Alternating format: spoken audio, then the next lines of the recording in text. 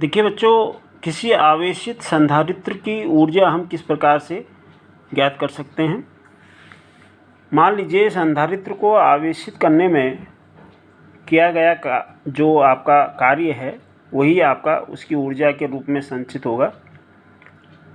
आवेशित संधारित्र की ऊर्जा के रूप में संचित हो जाता है। इसी को हम इस प्रकार से लिख सकते हैं। माना कि संधारित्र की प्रारंभिक विभवांतर V है और अनाविष्ट होने पर उसका विभवांतर, अंतिम विभवांतर क्या हो जाता है, 0 होगा। तो उस स्थिति में कुल विभवांतर क्या हो जाएगा, अंतिम विभवांतर 0 प्लस प्रारंभिक V/2। तो यह आ गया V/2। ठीक है। अब आप इसको आगे लिख सकते हैं कि Q = हो गया CV,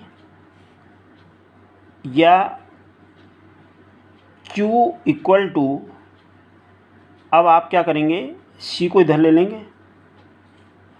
ठीक है। अब इसको अगर आप क्या करेंगे, C को इधर ले लेंगे नीचे, तो सही मायने में ये हो जाएगा आपका। अगर इसको आप सॉल्व करते हैं तो ये आ गया Q/C = हो गया V। ठीक है। अब आपने यहाँ पर औसत विभवांतर निकालना है, तो U एक्चुअली किसके बराबर होगा, W के बराबर होगा। तो आवेश गुणा औसत विभवांतर, आवेश हो गया आपका Q, और इसको लिखने की ज़रूरत नहीं है फिलहाल, जब ज़रूरत होगी तब लिखना आप। तो ये हो गया आपका औसत विभवांतर V/2।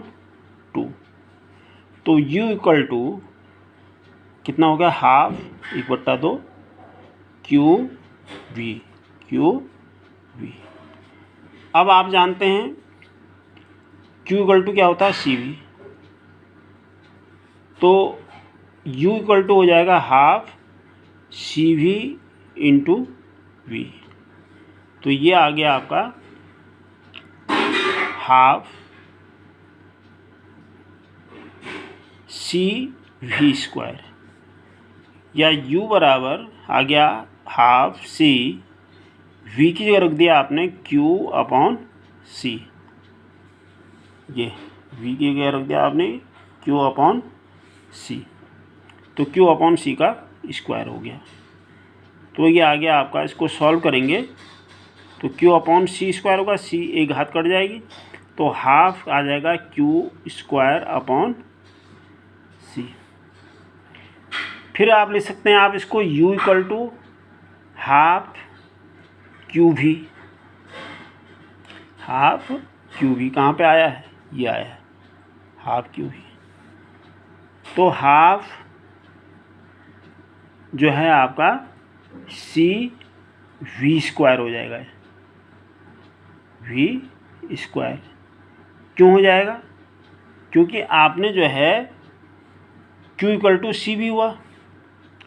अब आपने पुट करनी है Q की वैल्यू, तो Q की वैल्यू आपने पुट की तो यहाँ पर CV आ गया।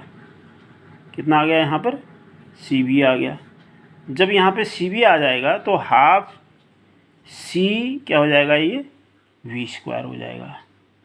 तो ये आ गया आपका ½ आपका 3 फार्मूले हो गए। ½ CV² हो गया, ½ Q²/C हो गया।